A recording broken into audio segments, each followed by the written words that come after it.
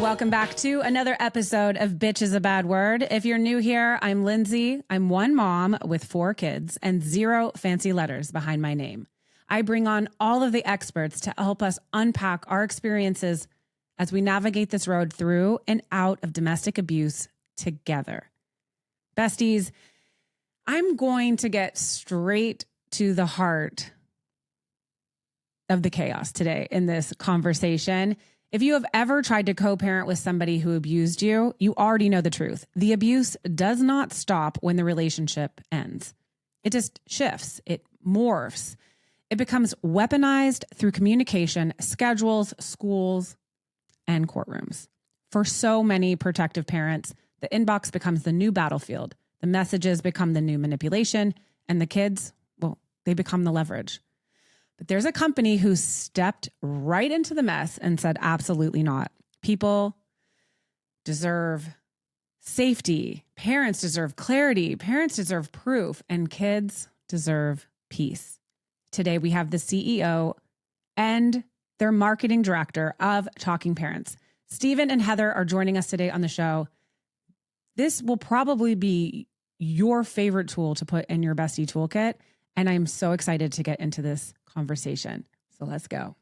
Heather and Steven from Talking Parents, welcome to Bitch is a Bad Word. Hey, good morning. Nice to see you, Lindsay. Hey, thanks for having us on. Absolutely my pleasure. As the Bestie Gang knows, we have an amazing partnership with Talking Parents that has just opened a new world up for our listeners to have access to tools that we put in our Bestie Toolkit. And one of our favorite tools in that kit is the Talking Parents app. I think what it can do as far as communication, de-escalation, just sort of being able to take ownership of your time by utilizing the features in the app is like invaluable. So thank you for creating it and partnering with us. Absolutely. We appreciate it. We've really enjoyed it. And thank you for helping us get the words out and help everybody that we can.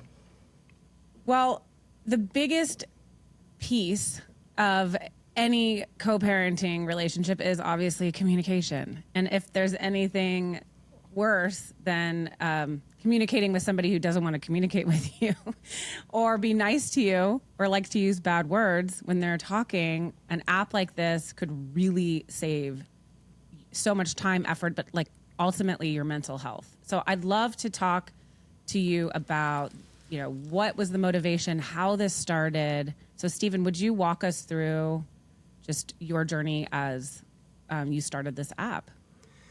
Well, you hit on it right there. It's poor communication, and we all know about truly angry, hostile, vitriolic communication between people. And then even sometimes you have, in pretty much all the time with co-parents, you have just poor communication, people just not being on the same page. In my case, when I first got out of law school, my first job was as a prosecutor, prosecuting criminal cases. And then I eventually started a law practice with my older brother, who was also a new lawyer. And he was doing family law and I was doing criminal law, because that's what we enjoyed doing. He ended up leaving the firm pretty quickly after we started that, and I sort of inherited the family law caseload. And so I never really intended to be a family law lawyer. It's well known within legal communities that family law is very difficult to practice. It's highly emotional. You might think that criminal law would be highly emotional, but the old saying is that criminal law is bad people on their best behavior and family law is good people on their worst behavior. And it's definitely true. And so I inherited this caseload of family law cases, and it was incredible how every single case, regardless of the nature of the case, the procedural aspects of the case, they all involved poor communication between the parties. Mm-hmm. And sometimes it was truly awful communication and abusive communication. Sometimes you had people who seemed on the surface to actually get along pretty well, and yet they were coming back to court. They were coming and seeing their lawyers and paying a lot of money to their lawyers to go back to court and argue about different things. And in every one of these cases, the same thing would happen, which is people would come in and tell me what was going on. And they would talk about, and this was a long time ago, but back in the late 2000s, like 2008, 2009, And they would say, well, we've got these text messages and we discussed this. And I said that we were going to do this and they agreed or they disagreed. And then we exchanged an email and they emailed me and said this. And I emailed them back and said that. Or we talked through Facebook or MySpace at the time. And they would tell you about these communications and you would say to your client, all right, well, go get me those things. I'd like to get copies of all that. So if you could bring them in. And they would go off and they would come back sometime later, usually weeks later, with just this big stack of stuff. And they would hand it to me and they'd say, all right, this is what I've got so far. This is what I can find. I know there's more text messages, but I couldn't find those. I think maybe I changed phones and I can't find those text messages. Maybe I'll go to my phone provider. Maybe they can get them for me. I'm still looking for those, but I've got these. And then the printouts they would give me were just awful. Sometimes they would just take screenshots and try and print those. There was no good way to even print out the text messages from their phone. And it was the same thing with emails. They would have a stack of emails. And they'd say, well, I know there's another email. I can't find that one. It's probably in one of my other email addresses. I just don't know where it is. Let me keep looking. And this would go on for usually some time with them trying to find all of this stuff that they know exists, but they can't seem to track down. And then what they do end up finding and giving to me is just a mess. And I can't really make heads or tails of it. And you're trying to put it together because when you go into court for a hearing, you can wait months and months and months, sometimes over a year, just to get into court to have that hearing. The last thing you want to do is have your stuff be a mess when you get in there. And what I found is that when you did get to the hearings, even if you put a lot of effort into getting all of your stuff in perfect order, you still go through the same process, and the other party has their own stack of stuff. And so it was after a particular hearing one day where it was an issue over like extracurricular activities for the kids that the parents couldn't agree on. And they're already back in court. They're already paying their lawyers about this, and it really came down to poor communication between the parties. And we burned through the entire hearing. I think we had like 4 hours allotted, just going through that stack of papers, and you would introduce it, you'd show it to the other party, and they'd look at it, and they'd say, oh, well, hold on, I've got a reply here somewhere. And then they would start digging through their stack of stuff. And then 10 minutes later, maybe they'd find it. Oh, here it is, I found the reply. And then I'd hand that to my client, and my client would look at it and say, oh, I never got this. Or they'd say, well, hold on, this isn't the one that I got. Or this says that it was sent at this time on this date, but I didn't get that reply. And then they would start digging through their stack of stuff, and we would go back and forth, and it was just a mess. And on that particular day, we just wasted all of our time just trying to establish what they'd even been saying to each other, which was the basis of their disagreement. And these were people who otherwise more or less got along, and they were still back in court over this. And at the end of it, the judge dismissed our clients and sat myself and the other attorney down and said, guys, one of you has got to find a way for these people to talk to each other so that we can have a record of what they're saying to each other and not do this and not keep going through this process. And that was really where the idea for Talking Parents came from for me, because I couldn't find a service out there that existed that did what I wanted it to do as a lawyer. I just wanted it to be, at the time, a very simple service where people could talk to each other and where we would keep a perfect record of everything they say to each other. And instead of it being, conceptually, you can think of like sending an email to somebody. It's almost like writing a letter and keeping a carbon copy for yourself. Best case scenario there, you've still just got your version of it. You've got the one that you wrote, and maybe you know when you mailed it, but sometimes it doesn't arrive to the other person. They may receive it at a different time. They may reply, and you may or may not get that. And so you end up with sort of two competing versions of the record. And I wanted something that was more like a shared whiteboard that each person could reach out and write on, but then that we, Talking Parents, we would be holding the whiteboard, and we didn't let anybody erase anything that they wrote, change anything that they wrote. We would log who wrote what and when, and then if they had to go back to court, there would only be one record, and it would be the one that comes from Talking Parents. And so I wanted that as an attorney to be able to have the kind of evidence that I wanted in order to not just use in court. If you do end up in court with a hearing, you wanted to have that piece of evidence, but then my hope was that it would encourage people, if they knew that this kind of a record was being compiled, that they would maybe take these conversations more seriously. If they knew that they weren't going to be able to delete anything that they had said, they weren't going to be able to make any edits to it, that it was going to be unquestionable about when they said something or when they read something.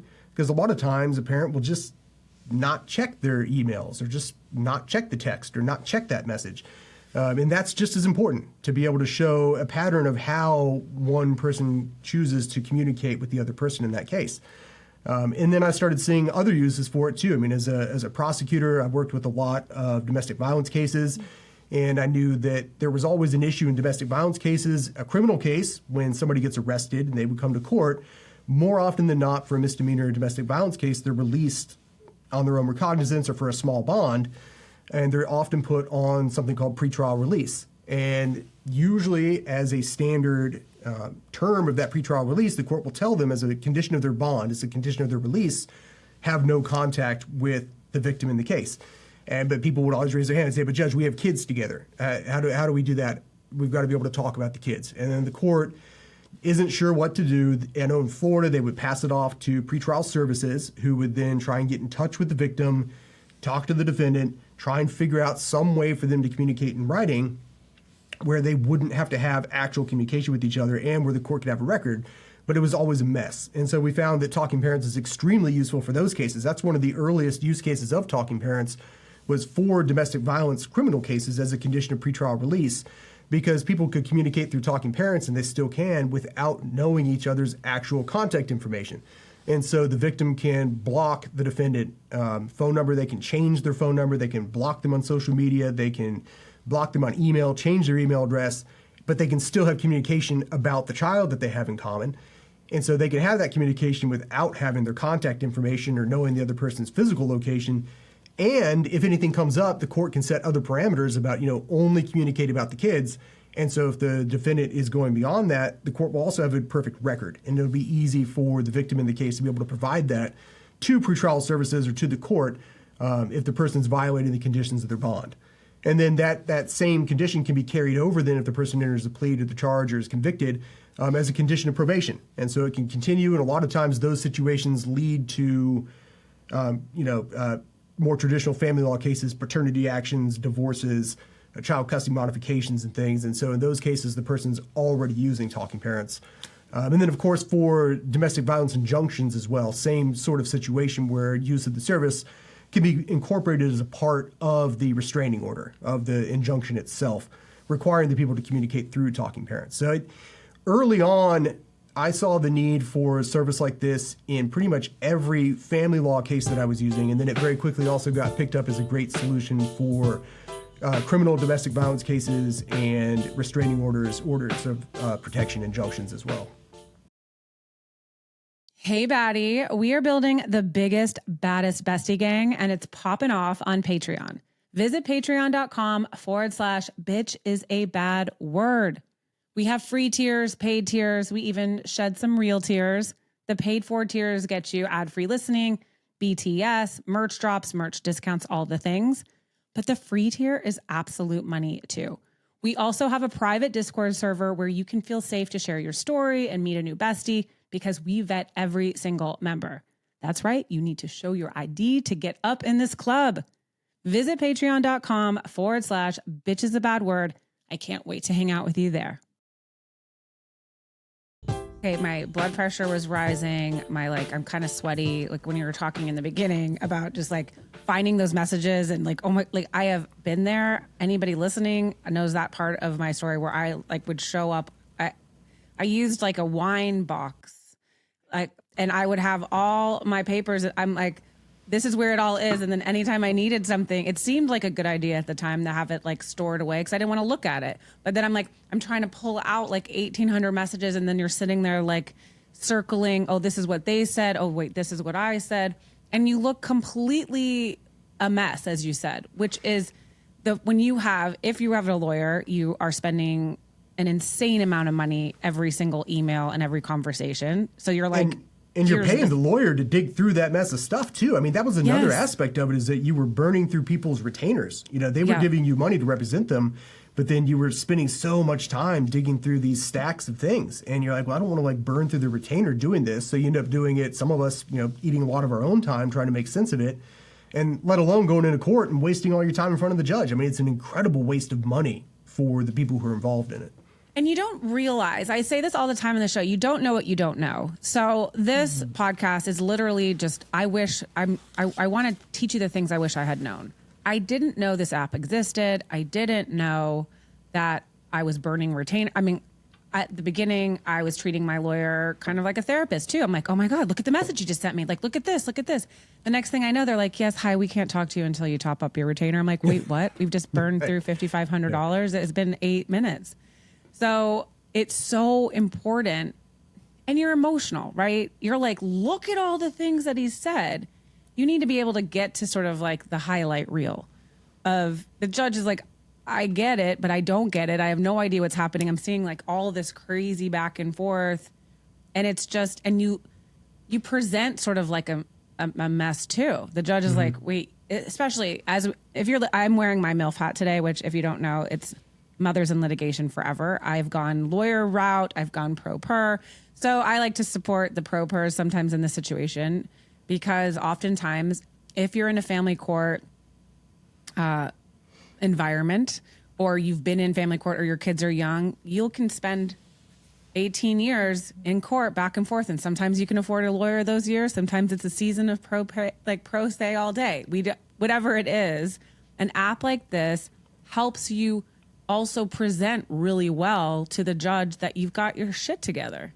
Because if you're coming in with like papers everywhere, they're like, I don't know anything about the backstory. I know you have the backstory all in your head. I know it's really bad, but I need you to be able to tell me, show me, do this like very quickly and efficiently. It's so frustrating. I mean, whether you have an attorney, and as a lawyer, it's hard to talk to your clients and say that, when we get in front of the judge, it is impossible for us to paint them any kind of a picture really accurately of your entire relationship. We can't do it. If we had all week with the judge, we'd have a hard time. We've got a couple of hours, and we've got to get in there, and we have to narrow the issues, and we have to focus on particular things in order to accomplish anything in there, because we can very quickly ramble and burn through all of our time in front of the court without even getting to what we were going for. And so as a lawyer, you're very focused on getting that evidence together before you go into a hearing. And the hope is that with Talking Parents, I mean, like I said, the hope is that people maybe go back to court a little bit less because they've got the Talking Parents record.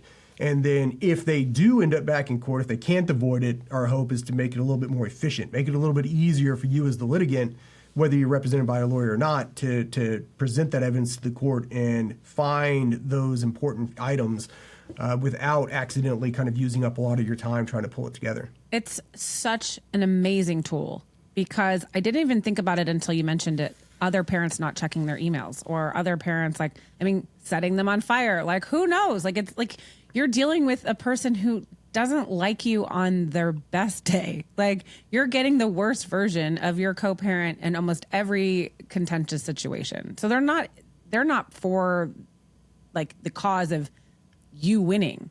They'll do whatever. So it's like you hear crazy stories, and I never even considered that they don't even have to read it, and yet you're still fighting this battle of like, well, I sent it, we were supposed to work through this, and then they can just be like, well, I didn't get it, not my problem. Didn't get it. And that was something that you would see constantly with emails and text messages or social media messages. Somebody saying, well, I didn't get it, never got it. And so you could show the email that you sent to the other person, and you could show that there was the email. You could point at the email and say, look, it was sent on this date, so says Gmail or whoever.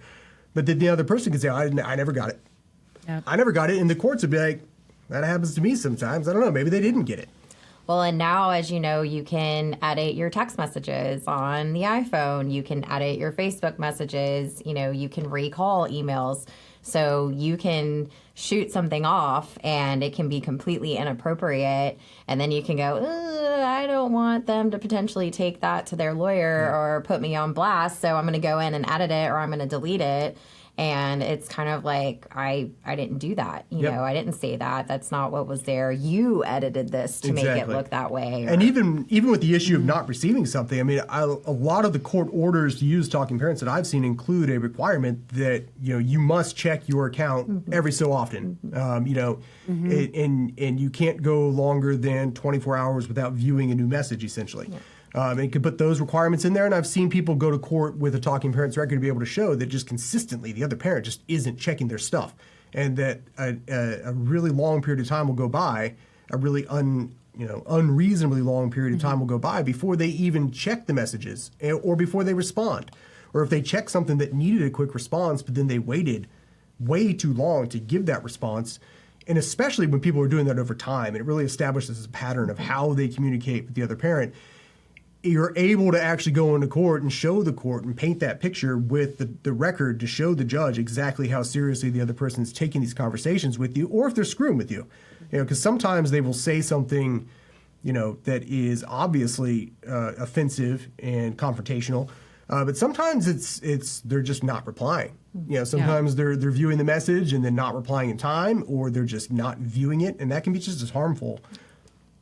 Well, I'm really glad you said that, because when we have the focus, especially on domestic abuse, and we talk about coercive control, the entire goal of an abusive person is to exert power and control over the other person.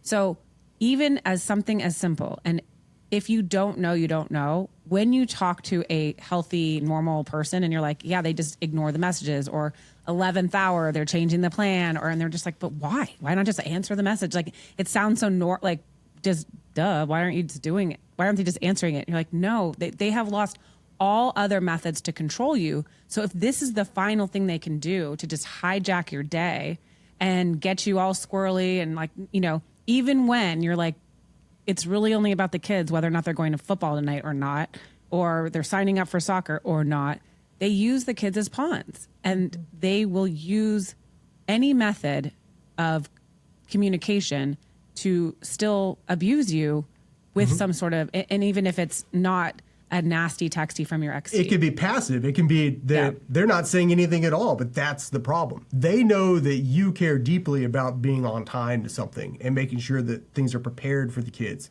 And so they know that by putting that off, they can turn the screws on you and stress you out about that. And they have the opportunity to do that, like you said, without saying anything at all, by just ignoring you and waiting to the last second on everything. And if they're doing that over and over again, especially, it can be very frustrating to go tell a judge that, and try and get something changed. It's something else to have an actual record that reflects what they're doing to you. And another thing that we've seen over the years and has become very clear is that even if you never end up back in court, using the record as evidence, not having this stuff, these unpleasant conversations in your email and in your text messages or in your social media messages is hugely beneficial just in terms of an emotional health perspective. It's one thing to be checking your personal email or your phone and your text messages for these messages and either receiving these stressful messages or having somebody yank you around in those safe spaces, those places that you don't want to feel stressed. You don't want to have to feel that overwhelming stress when you check your email and when you check your text messages. By having all that in the Talking Parents app, you've got that one place where it's all concentrated, that one place where these things go, that place where you can take a deep breath before you open it, before you go in there. You can prepare yourself, rather than having it in like every other aspect of your life. Absolutely. I love that you said that, because we don't really consider our digital space like we do our home. We're like, oh, well, this is my home. You're not going to open the door to this person and then they're screaming, calling you all the names in the world. And you're going to be like, okay, come on in. Let's finish the conversation. But yet we allow this in the digital space of our email and our text messages. So we really do need to start considering how important it is to protect all of our space, be it digital or not. And even I get stressed when my kids want to use my phone for something. I'm like, oh shit, what kind of messages are they going to find? Or what's in there? Or what, my phone actually stresses me out so much because it's just like a landmine of all sorts of bad stuff. So I love the thought that you've got the Talking Parents app. You can have it in your parenting plan as a court order that you check it every 24 hours. So like you said, take a deep breath, sit down somewhere at some sort of time where you're not because we're always reactive when we're dealing with these people. They have conditioned us to respond, react, do this. And if you don't respond to me in the next 10 minutes, you're losing custody. And we've believed all this stuff that they've told us all this time. So when you get that Gmail notification. That feeling you get when you have a text messages, when your phone beeps and there's a text and you're like, is it from them? Yes. What are they saying? It raises your pulse and it's unpleasant. Well, there's a reason that companies give people work phones, right? And because that thought process is that, we want you to be reachable, but we don't want this to infiltrate into every aspect of your life, and keeping those things separate. And so your co-parenting situation is separate from your life, because how can you move forward? How can you become this new person? And how can you figure out what your life looks like now if you're constantly having that situation infiltrate every aspect of it? And we all use our phones for everything. That was a huge thing for me when my ex and I initially separated, and having to just really kind of separate everything. You know, I had a separate email account to communicate back and forth with him, and, you know, all of those things. And I just didn't want to see his name. I didn't want to deal with things when I wasn't in a place that I wanted to deal with them. If I'm out at the park with my kids and my phone, you know, beeps, I didn't want to have to even think about that it could be him to ruin that time that I'm having. Or, you know, I'm out with my friends and enjoying my time there as well. And so that compartmentalization and making sure that you're in a good mind space to be able to then, you know, deal with whatever may be coming through is just so important. I mean, modern technology is so helpful, and it lets us do a lot of cool things and communicate in a lot of interesting, great ways. But it also makes it really hard for us to set boundaries. You know, it's one thing to set formal boundaries within your marital settlement agreement or ask for the court to set boundaries within a court order, but it's something else even just in your personal life to set those boundaries for yourself and to move certain kinds of communications into specific areas where you can actually communicate through them. So it's hard to do that, and it's a horrible feeling to feel constantly bombarded and overwhelmed by these things in every aspect of your digital communication. And so our hope is that using something like Talking Parents lets people create some boundaries there and put those things where they belong. Well, and let's be honest, a pathological person loves to ruin a good time. So if they have any hint that you might be doing something that, you know, with the kids that might be fun. I had a particular situation that I just recently, because it's the holidays, so let's just remember the holidays are just like, let's tick it up a notch. I was getting a tree and with my kids. I was so excited to get this tree. The kids are very excited to get this tree.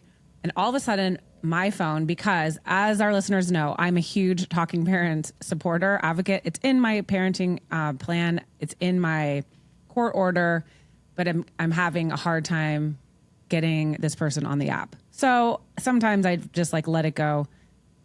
That's changed recently though, just FYI. But anyway, this story is, we're getting the Christmas tree. We're all so excited. Then all of a sudden my phone is blowing up like ding, ding, ding, ding, ding. I'm trying to silence it. I'm like, what the hell is happening?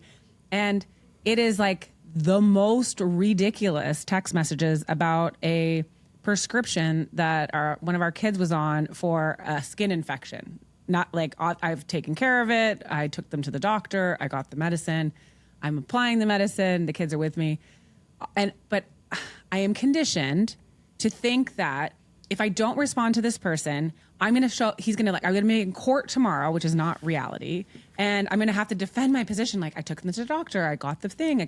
My head just starts going because it's conditioned. I'm still in the process of surviving and like learning new skills and tools in my own toolkit. But I found myself replying to all the ridiculous messages. I find myself defending myself in the ridiculous situation.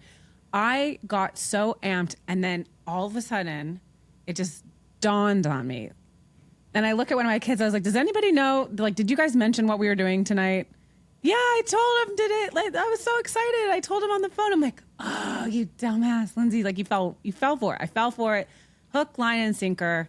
They didn't care about anything on that text message. They just wanted to ruin a good time. And for like the first 10 minutes of the experience, I was allowing it to happen because I'm conditioned to react and to respond. And so at that point, I just said, I'm in this space, I'm in this business to help women reclaim their lives. Lindsay, you're done. Like, there is no more. I'm like, I will never respond to you outside of a Talking Parents app. Done. And I have to make good on it. So I made good on it. But in that moment, as the holidays were happening, it's like just getting a damn Christmas tree there. They've got to try to mess with your head. And then you're sitting there going, and they're like, Mom, Mom, Mom, Mom. And you're like, you're fired up. It's just a natural reaction. There's like nothing you can do. So the idea that you could even get like a phone, I'm thinking you should just get a cheapy phone that you have the Talking Parents app on. It's not even on your everyday phone. Like you were saying, like a work phone. this is your co-parenting phone, if it's like something you can afford or whatever, where it's just, this is the space where it lives. And if you don't have to answer it like within 24 hours, then you don't even need to think about it. It doesn't like I'm going to have to check it now. Like you don't even have to have that. It doesn't even need to be on your regular phone. Yeah, that's a great point. I mean, like I said, it's one thing to set those boundaries from a legal perspective and like try and put it into an agreement with the other parent or trying to ask the court saying, we will only communicate through talking parents. And we see that a lot where, especially in high conflict cases or the domestic violence cases like I talked about, where the courts will say you will only communicate through talking parents. That's your only avenue of communication. You're not entitled to communicate anywhere else, or if you can communicate through any other means, that would actually be a violation of this order.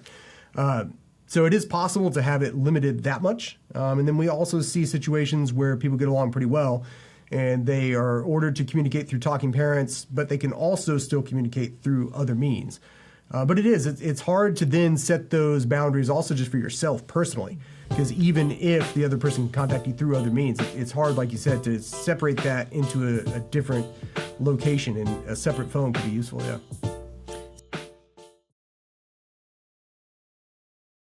So what are some other features that would be really useful to a woman that's listening to the show right now, or man, mostly women listen to the show, but like to a survivor, especially domestic violence focused, that this app would have that would really be a mental health lifesaver? Early on with Talking Parents, when I created it, smartphones weren't really a thing yet. And so we didn't have apps, and it was just messaging. It was a place to message. So I saw it as a replacement for emails or text messages to an extent, because smartphones were starting to be a thing.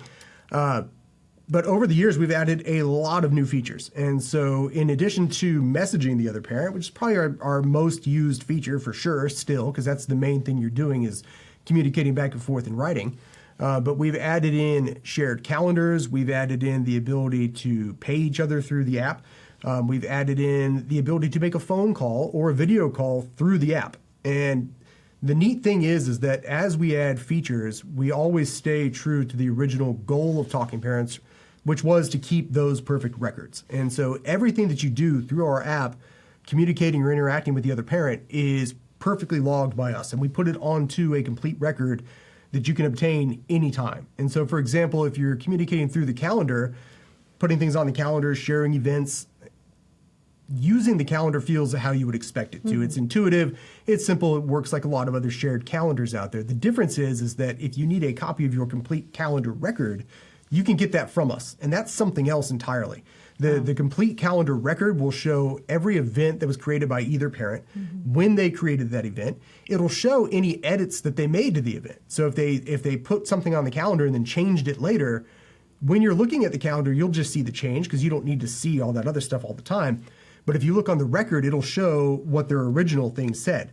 And if they delete it, then it'll be off the calendar, but that original entry will still be on the calendar record. So if the other parent is putting something on there and then changing it last second, you'll have a record of that. And so that's an example of something we do. And it also alerts the other parent when things change as well. So you can't go in and kind of do it sneakily. So if I change something on an event or I delete it, the other parent is going to get a notification that was done. So there's no gaslighting and what are you talking about? It was always this day at this time, or I never said that was happening, or, things along those lines as well. And then you can also see when the other parent has viewed the event as well. So all that time stamping is there.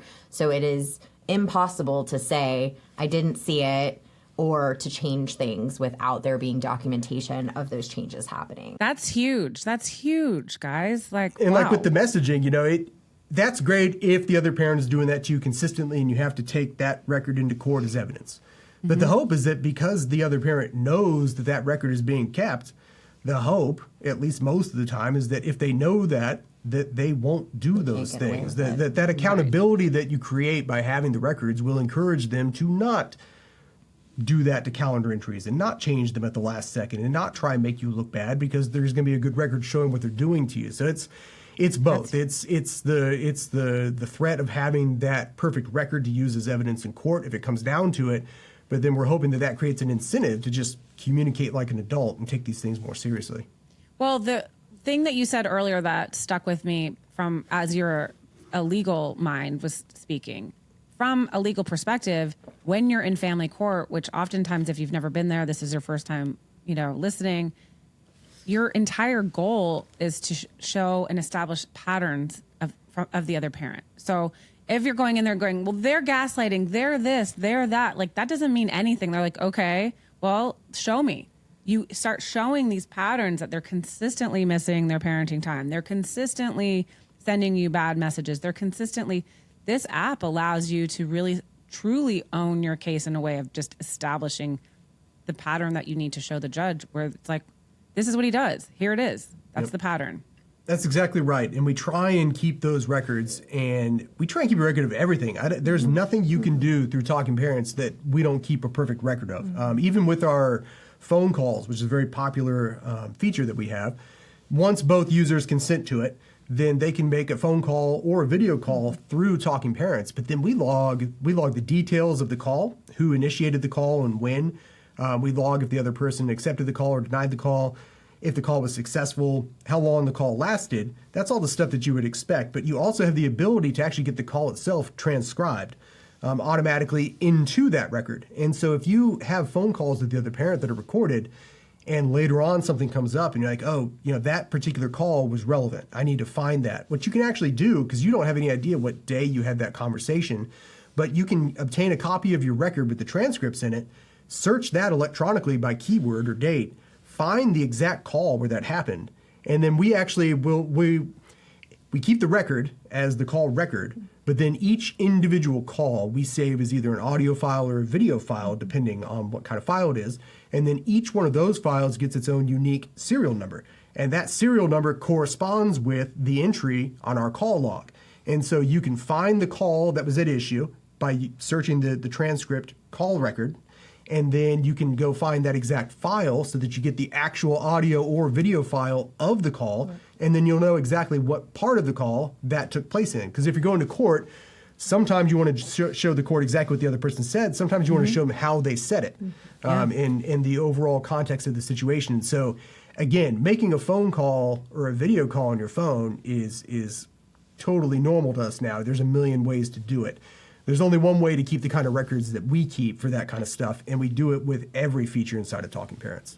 Yeah, I mean, that is amazing, because there's no reason you should have any conversation with this person that isn't recorded, really. I mean, it's like it has to be, because they oftentimes do the things in the shadow, and they say the things, or okay, I have agreed to this. Oh, no, I didn't. Oh, you did this. Or she said that. Like, they're already doing, we know the word salad. We know the mindfuckery. It's all part of the playbook.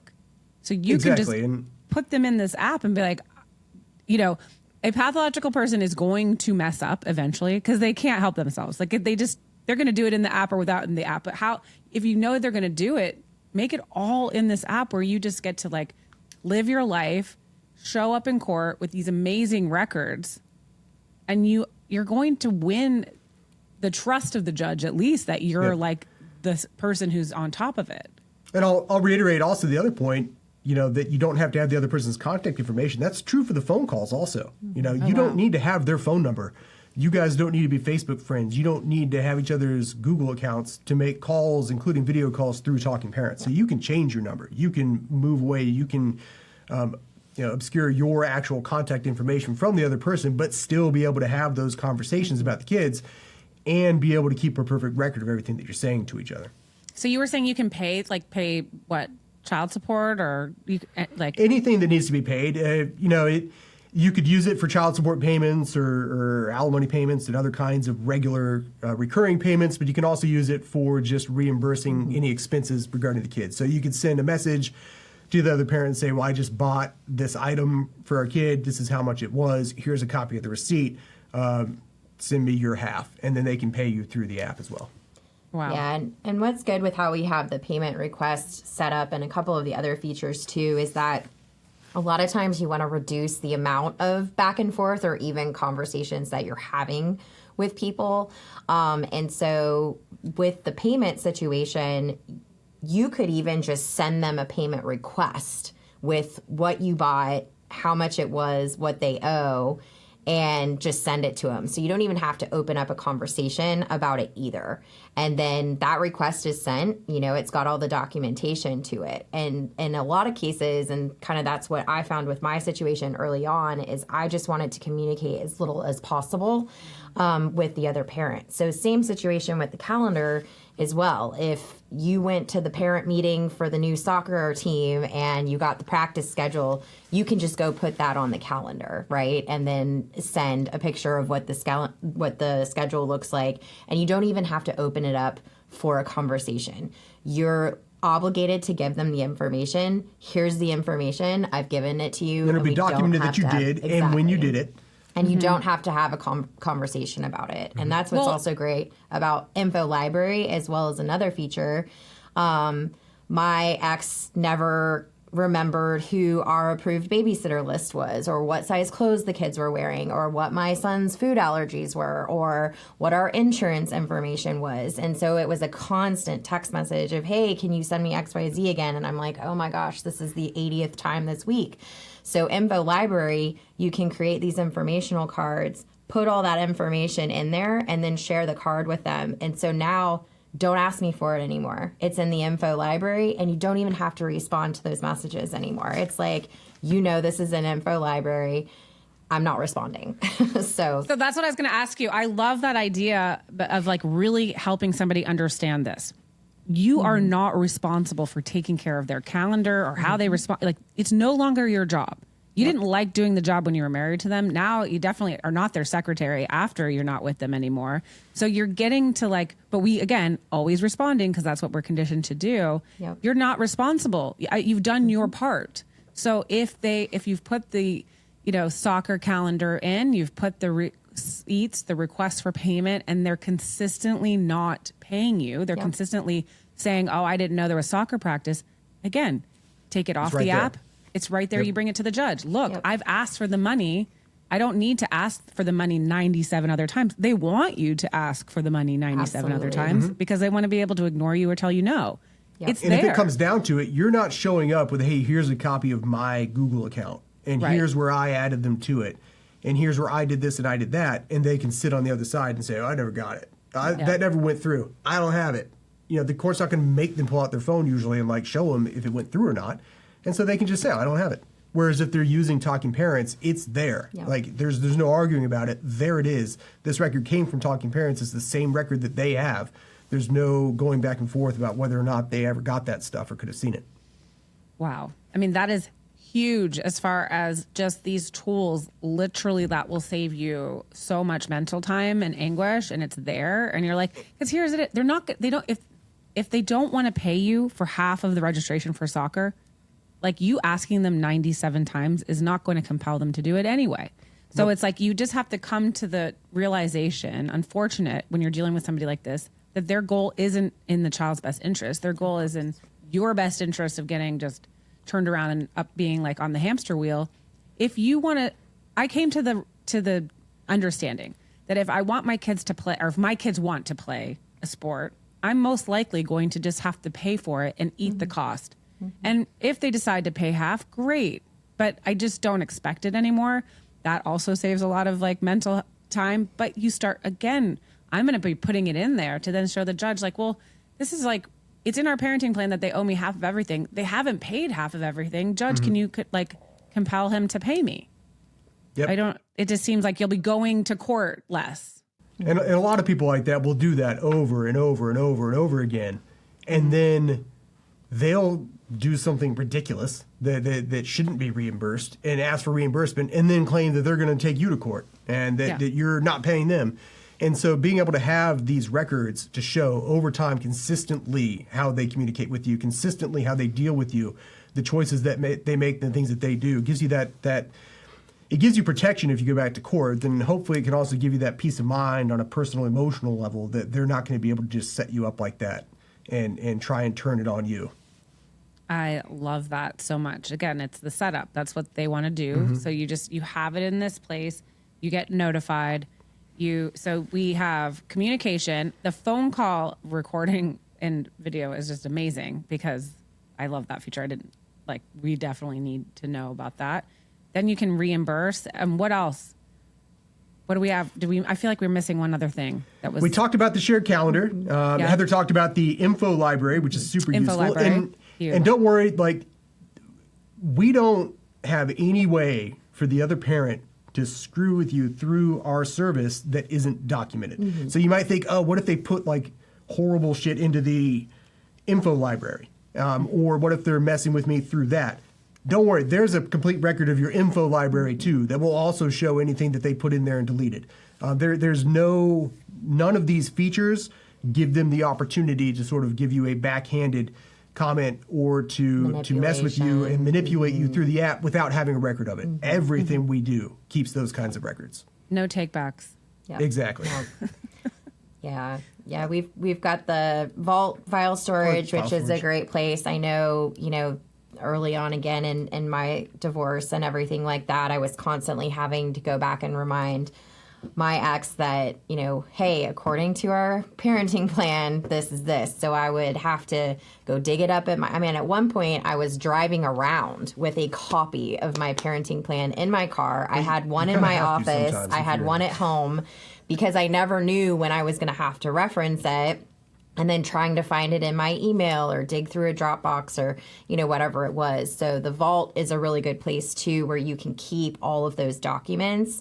And those stay private just to you unless you want to share them, either with your co-parent through a message, or you can even email documentation to a third party as you need to as well. So if you need to go back and refer to your parenting plan real quick, you've got it right there and you can send it to them and say, hey, here's our parenting plan. Check out page 5, bullet 3, end of conversation. And it's very easy to be able to do that. It's cool because the vault, you can put anything you want in the vault storage. You can put stuff in there that you have no intention of ever sharing with anyone. But it's a great place to store, like Heather was saying, all of those important documents that pile up that you're constantly referencing in relation to your co-parenting or as you're gathering documentation, if your child's teacher is emailing you on your co-parents week, or your child has told them something about the co-parent, or the co-parent's not getting them to school on time, or whatever it may be, a lot of times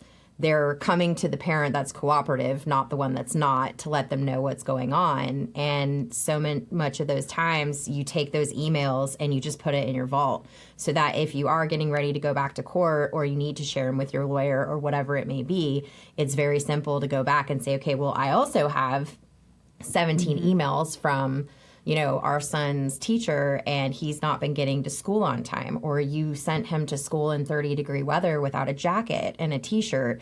Also, here's the picture that the teacher sent me for that.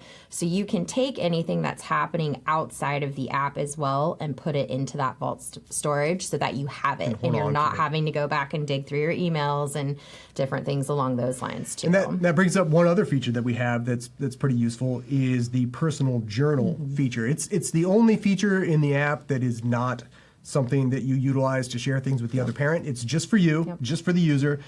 Basically keep notes for yourself. You can delete something out of there because it's just for you, but we do also provide the complete record if you want it. And so if you want to keep notes for yourself as things are happening, sometimes the other parent is doing things or things are happening.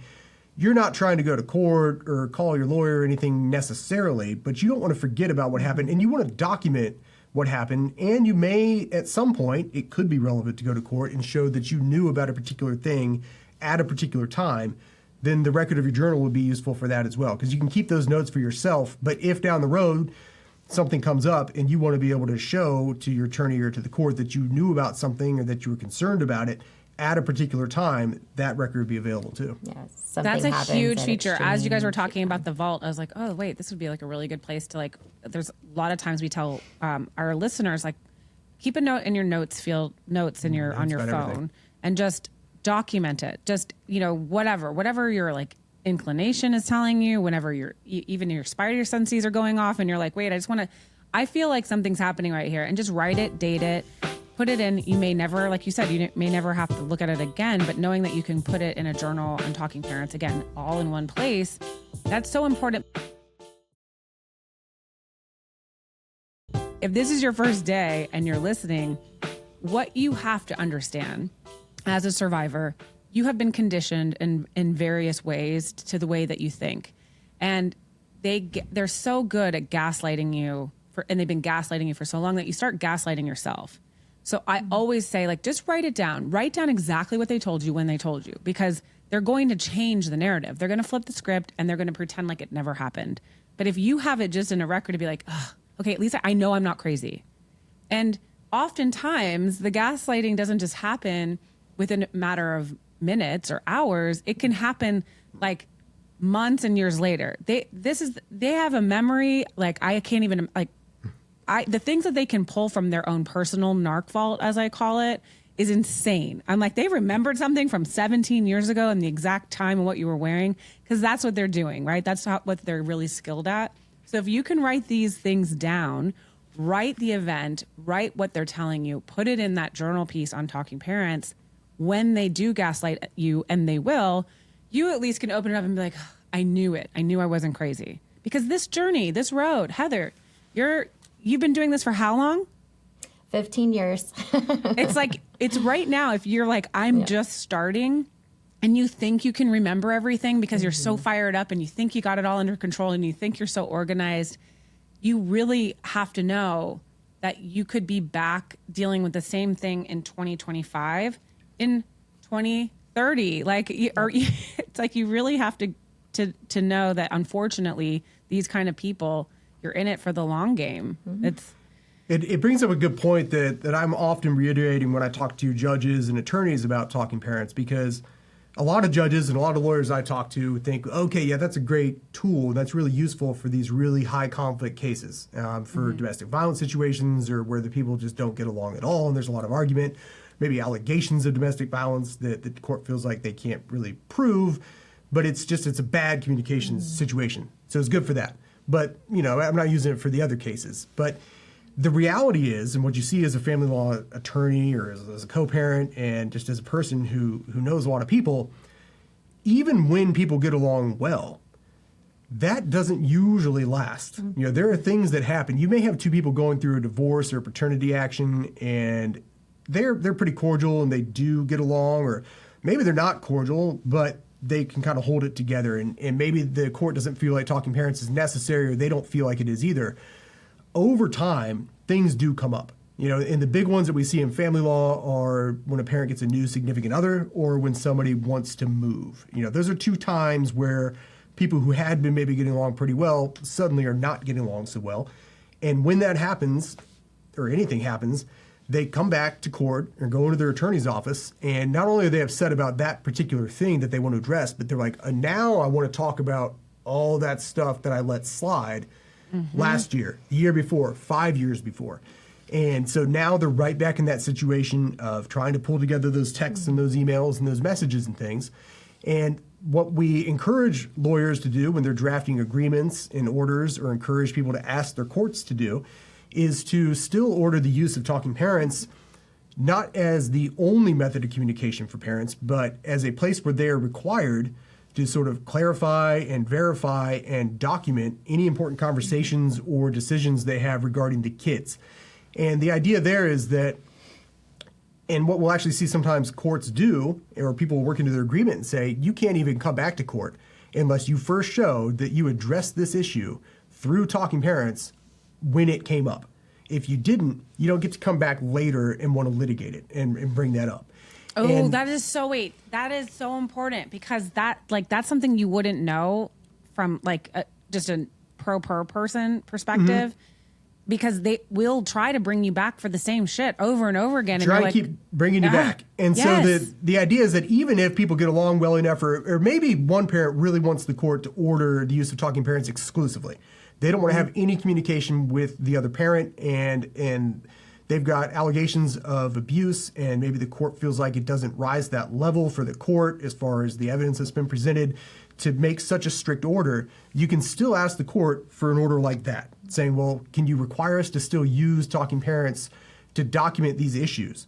And the goal there is to even if you're going to communicate through other means, even if you can text each other and you can call each other, and maybe you do get along great and you can be Facebook friends, or you can have each other's email, down the road when things come up, which they almost inevitably do, you'll still have the benefit of that talking parents record for those important communications. And that's something that a lot of judges are becoming more aware of. A lot of lawyers and mediators are becoming more aware of, and they're getting a bit more creative in drafting those requirements to use talking parents in those cases where it doesn't rise to the level where the court really wants to hem them in and say you can only talk through here. They can still require use of it. And then that comes in very handy down the road to save them, hopefully, a lot of money. When those disagreements do come up, instead of burning through tens of thousands of dollars, maybe you can really narrow the issues because you've been using talking parents and be more likely to resolve it in mediation. Or if you do end up in court, maybe resolve it a little bit faster and save a whole lot of money. That's a huge piece, too, because it's so important. The person, I don't even know why you wouldn't use it, just even if your relationship is just Chris Martin and Gwyneth Paltrow, like just for organizational sake of like, okay, it's just all here. We don't have to worry about it. I see a lot of people. I mean, obviously we know the divorce rate is pretty high, but I see a lot of just friendly exes that are still kind of in the relationship because they're constantly in the phone having these communications.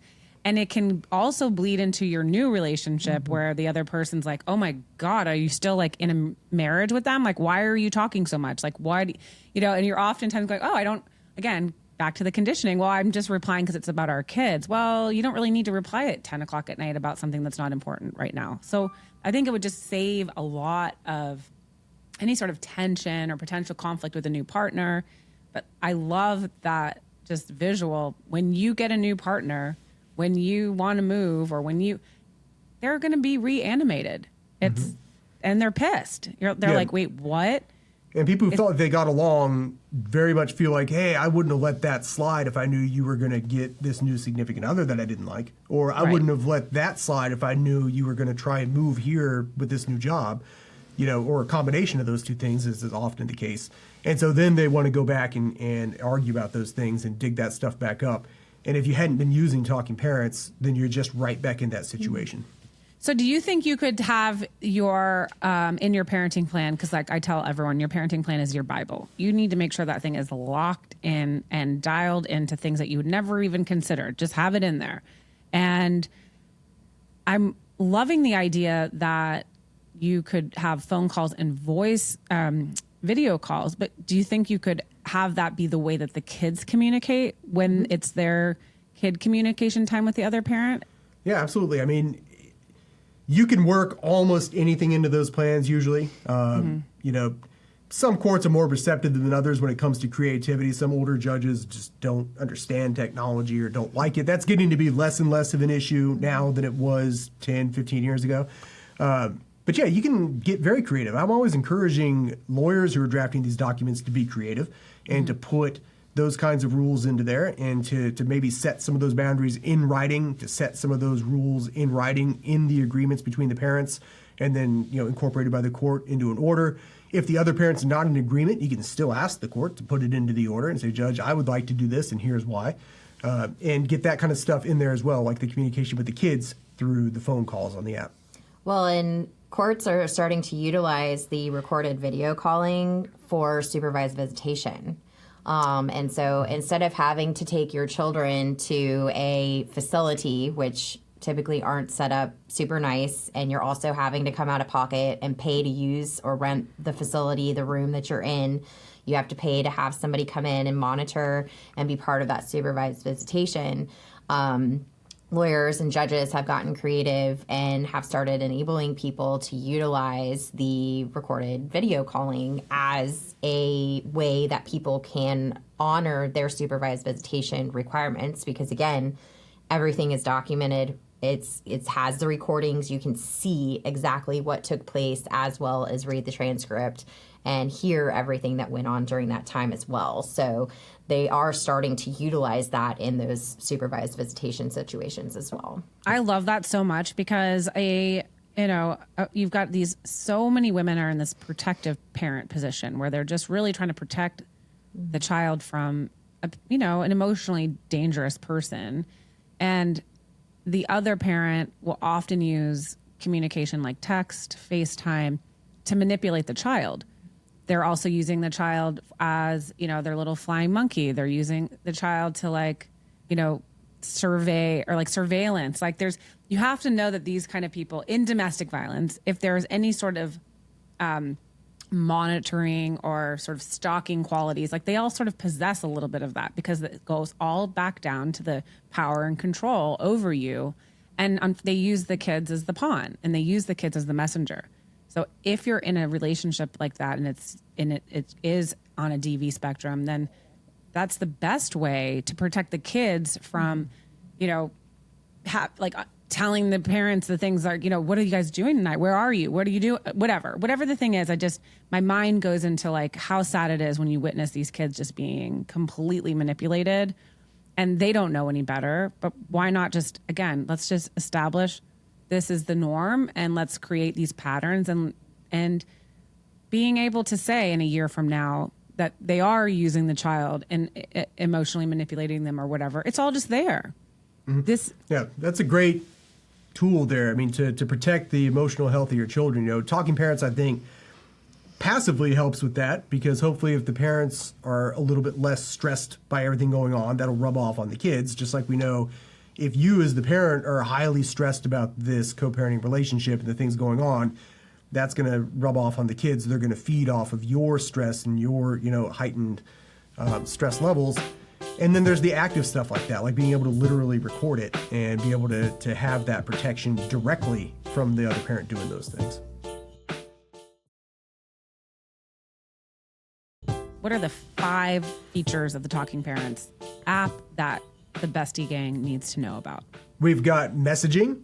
We've got recorded audio phone calls. We've got recorded video calls. We have a shared calendar with a perfect, unalterable, complete record of everything that happens through that calendar. We have our information library where parents can very easily and quickly store commonly referenced information about the kids. Mm-hmm. And we also have the ability for parents to make payments to each other through our app, also logged on a perfect, complete record. I love it.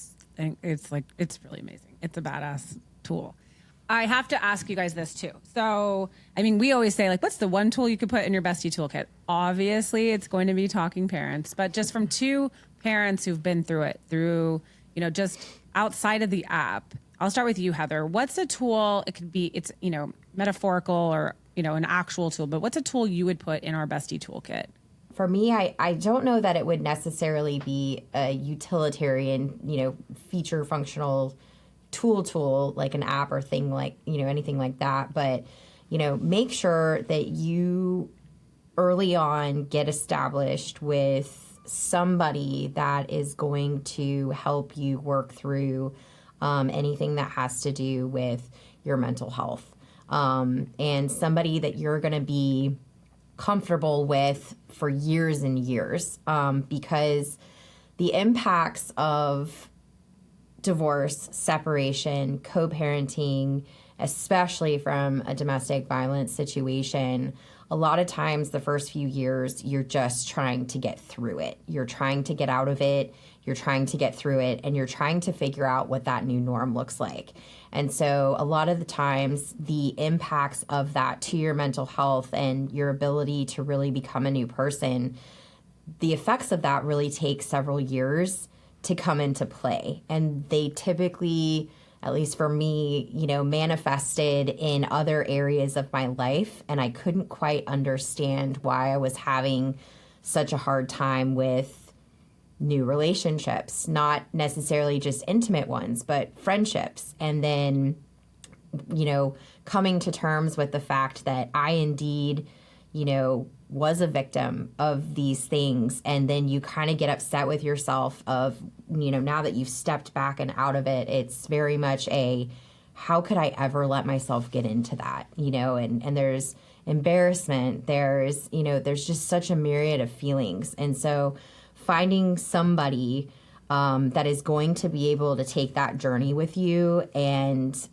help you through all of those stages, that's familiar with what that looks like, and then is willing to kind of work on that with you one-on-one throughout that time, because you're going to need it right away. You're going to need it a few years later once the dust hopefully starts to settle and you're trying to figure out what the new norm is and who you are as a person, right? You're conditioned. You've said that so many times, and breaking those habits and figuring out who you are outside of that situation is so difficult to do while you're single parenting and also taking care of these other 2, 3, 4, 1 child, that are also part of that situation. Everyone comes first.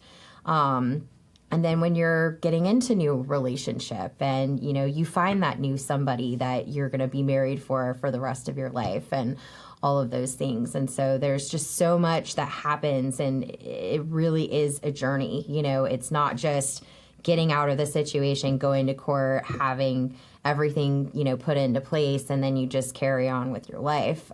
There's so much more to that. And it's a long time, that goes through. Even if the initial situation gets better and you're able to cut away with that, there's so much internally, mentally, emotionally, that you have to come to terms with and work through. So, somebody, mental health therapist or, a religious, person or whoever it is in your life that can be there for you and help you work through those things, I think is so imperative. I think that's fantastic. I mean, Yeah. A good family law attorney will maybe even be able to point somebody going through this in a direction there. You will often have, clients, especially new clients coming in who need someone to talk to. And who they need to talk to varies completely based on who they are and their situation. Like Heather was saying, there's a wide variety of professionals and different people in the community who may be helpful for you. But a lot of times the clients will come in and they'll have a lot to talk about. And their family law attorney, A, isn't really the person to be going through those things with them, and B, they'll be burning through the retainer because most family law attorneys are charging for that time. But a good family law lawyer might even be a good place to start finding someone like that, because a lot of them will have connections within the community with a wide variety of professionals and other people who are available for those kinds of things. So that can be a great resource. For myself, thinking about what I would recommend as a tip or a tool or something, I guess it is a little bit more theoretical. For me, I know that sometimes when we think about setting boundaries, we all know that we should set boundaries. And I think about, well, what does that mean? And I think it's natural to kind of think outside of yourself and say, well, I need to set these boundaries in these documents. I need to set these boundaries, these official boundaries with these other people. I think something that's very important is to look entirely in at yourself and entirely in at what you have complete control over, and set your own boundaries for yourself and say, just for me, I'm going to do these things. Just for me, this is how I'm going to deal with these situations. I know that this particular type of situation is going to come up with my co-parent or with this situation, and this is how I'm going to deal with it. And this is what I'm going to allow myself to think about, and this is what I'm going to not allow myself to think about. This is something I'm going to allow myself to do. This is something I'm going to not allow myself to do. And set those boundaries just for yourself, that you have complete and total control of, that you get to choose how you will react to these things that you know are going to happen. And put a lot of thought into it and do it just for you. Not that you don't need to set boundaries with other people or to set formal boundaries in court or anything like that. But I think that realizing that some of those boundaries are things that are just things that you do for yourself is very important. And to really look at yourself and think about the things that you have absolute control over, like what you're going to think and how you're going to react to certain situations. And I would recommend putting some thought into that. Those are both amazing tools to put in the Bestie toolkit. And oftentimes things that are like overlooked when we're so conditioned, like we said, to just take care of everybody else. But we really, and it feels selfish maybe if you're listening right now, like, oh my God, I couldn't imagine taking time for myself to work on my mental health or take a walk or do yoga or flex a boundary. But it's so important that you do, because you need to be the best version of yourself for yourself. And you can't fill from an empty cup for your kids. And your cup has been like, they've drilled a hole in your cup for the last however many years you've been with them. Like, they're setting you up to fail. So now it's like you get to have your new cup that has no holes. You got to fill it up though, because otherwise you're going to be repeating sort of the same mental patterns that you always have. And your children are going to notice. And you can be in a really great position to just reclaim your life in such a true and powerful way that you now become the parent you've always been and always capable of being for your children when you're not being all stuck in the upside down clown machine that you've been in for so long. So I love this conversation. I think both of you are just absolute baddies. I have never had the honor of inviting a bro and a bitch into the BFF club. And so if you don't know, we have this club. There's no dues, there's no memberships, there's nothing like that. But we are on the show and in the movement, bitches fighting for freedom. We're BFFs. But I've met some amazing men along this journey too. And we invite them to be a bro fighting for freedom. So if you two would like to join our club, we've got a bro BFF and a bitch BFF. We would love to have you. Thank you so much. Sounds good. Okay, so like we said, this is, you don't know what you don't know. You have two absolute amazing stories coming. You guys have turned what seems to me the most, like, the pain into purpose. I absolutely love those stories. I'm inspired by people that see a problem, create a solution, but understand it from just the human component. And that's obviously what both of you have come from this space. And to create an app like Talking Parents, Heather, I know how much work and like love and dedication you put into the program and just everything on that end. And this partnership has just been so amazing. We've had a lot of fun. I've had a lot of like great interactions with you as a company. So I can't say enough great things about Talking Parents. We do have a code for our listeners. We will drop that in the show notes. And then it's also on all of our socials. But where can our besties find you guys? Yeah, talkingparents.com, Facebook, Instagram, really any platform communication wise, we're there, Reddit, whatever it may be. And, just want to plug that we are here for you. And it goes beyond just the utilization of the application. We are creating and really, truly trying to ensure that everyone is educated and supported and developing this community where people can come together and help each other through one of the toughest things you may go through in your life. And so also our customer support, reaching out to us on social, please reach out anytime. We are highly, highly communicative with anybody and everybody, whether you're part of the Talking Parents community yet or want to become or need more information. We're here to listen and we're here for you. I love it. You guys are. And it's a resource and it's a community. And I think what we're learning over as this conversation, especially in the domestic violence world, becomes more like less of a stigma and more of a casual conversation where we're like, this is really going on in the world today. These are all the resources that are there for you. And you do on your YouTube page, you have an amazing community of resources and just information that anyone listening right now can just hop over there and really get great training and information about any kind of communication conflict. It's awesome. You guys you're really doing a lot for the space. Thanks for all you do too. Yep, we appreciate everything you're doing for us and the input that we get back. And, we welcome any input from anybody and any features, anything that we could be doing differently that they'd like to see us doing. We'd love to hear from the community, from our users, from people like yourself to tell us what we can do better. I love it. Well, thank you both for joining us on this episode of Bitch is a Bad Word. And we will see you next Tuesday, besties. Okay. Remember, there is no safety in staying silent. If you or your kids are in immediate danger, please use 911, crash on a friend's couch, do whatever you have to do to get yourself safe. The National Domestic Violence Hotline is there for you 24 hours a day, 7 days a week at 1-800-799-SAFE. That's 1-800-799-7233. You can reach out to them over the internet. You can chat with them at thehotline.org. Besties are standing by. They've got your back 24 hours a day, 7 days a week. It's completely anonymous. Their resources are fantastic, and they will answer any questions you have, stay on the phone with you as long as you need to.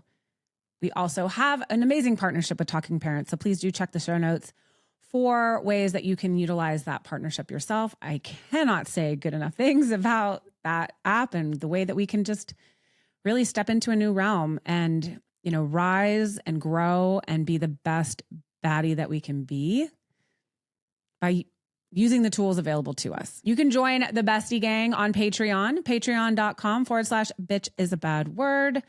There's free tiers, paid tiers, real tiers, all the things happening over there. It's amazing. If you can rebuild your network, you can rebuild your net worth. I really, truly believe this. And there are so many women over there that are just sharing experiences and, building a really amazing community. So please check them out. Send me your texties from your exties at 331-BITCHES, or you can DM me at Bitch is a Bad Word Pod. You can find us on TikTok at Bitch is a Bad Word. And you can watch this entire episode on YouTube at Bitch is a Bad Word Pod. And the I is an exclamation point when you're looking for it. Please, I would love it if you just clicked the subscribe button, liked this video. It really does so much for us on the business side of this world. And I want to be able to continue to give this resource and share all of the things we can. So thank you so much for joining us on this episode of Bitch is a Bad Word. See you next Tuesday, besties. Our editor is Kevin Mackler. Our music was composed by Drew Kevorkian. Our art design was created by Eric Johnson and Kevin Roche. Our Patreon is managed by Kay. Our interns are baddies. And this has been a Caliber Studios production.